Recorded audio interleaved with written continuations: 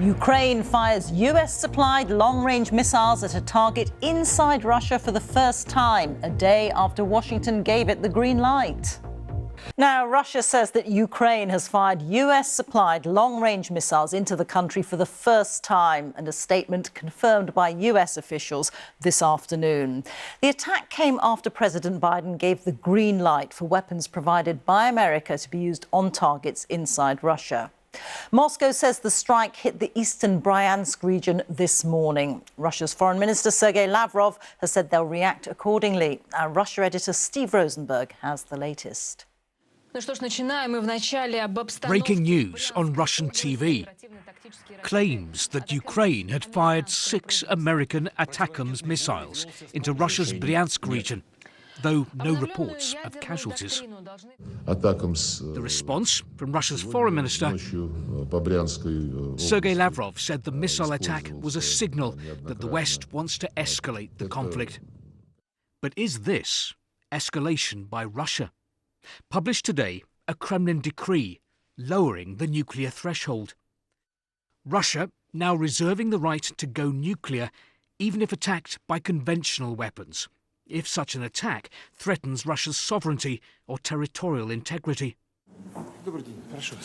President Putin had promised changes to the nuclear doctrine weeks ago, a clear signal to Europe and America not to let Ukraine strike Russia with long-range missiles. Then, an even clearer signal.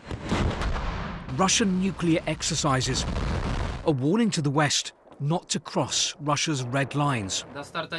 But the key question, in Russia's war on Ukraine, would Vladimir Putin use a nuclear weapon? I think it's quite serious, because even Putin doesn't know whether he can use nukes or he can't. It depends on his emotions. We know that he's a very emotional man, and the decision to begin this war was also an emotional step. The lowering of the nuclear threshold does not mean that Vladimir Putin is about to press the nuclear button. These changes are designed, I think, at the very least, to put pressure on Western leaders who will now have to decide, is Putin bluffing or not? Earlier, at the Museum of Victory, the Kremlin kick-started commemorations for next year's 80th anniversary of the end of World War II. Not a word was said here about the 1,000 days of Russia's war in Ukraine.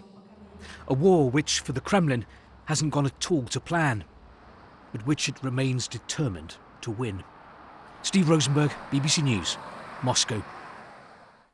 Well, this development in the war has happened as world leaders meet at the G20 summit in Brazil. And our deputy political editor, Vicky Young, is in Rio de Janeiro for us. And Vicky, you've been speaking to Sir Keir Starmer. What's he been saying about this? Well, really, none of the leaders here have talked very directly about any of this, and Sir Keir Starmer certainly was reluctant to talk about what he calls operational matters. So there's still a question mark over whether British-made long-range missiles might at some point be used in this way. But he does say that Ukraine must have what it needs for as long as it needs to win this war. So it doesn't take much to read between the lines there, suggesting that he does think this would be a good move. He's very keen, of course, to point the blame at President Putin, saying he is the aggressor here and that the quickest way to end this war would be for him to stop that illegal invasion. Now, at a press conference here in the last hour, he was asked directly about that Russian statement setting out when it might use its nuclear weapons. There's irresponsible rhetoric coming from Russia, and that is not going to deter our support for Ukraine. We're now on day 1,000 of that conflict. That's 1,000 days of Russian aggression, 1,000 days of sacrifice in Ukraine. We have stood with Ukraine from the start, and I've been doubling down in my clear message that we need to ensure that Ukraine has what is needed for as long as is needed to win this war against Putin. Now, earlier, Downing Street called the Russian government depraved in pretty strong language there, certainly not diplomatic language. So it's clear that the rhetoric is escalating here. The fear amongst some, of course, is that it will escalate on the battlefield as well. Vicky, thank you very much. Vicky Young speaking there.